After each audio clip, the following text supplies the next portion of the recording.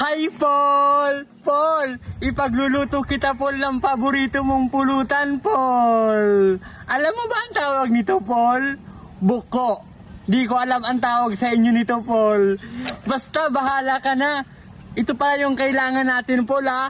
Luya, bawang sibuyas, meron tayong sili, paminta, dahon paminta, at meron na tayo ditong malinis na buko. And syempre, meron rin tayo ditong gata kasi ang gagawin natin is adobo sa gata. May toyo at soka. Tama na nga yan. Tutong na lamang to, oh. Yun. Hihintayin lang natin to, Paul, magpula-pula, ha. Itong loya.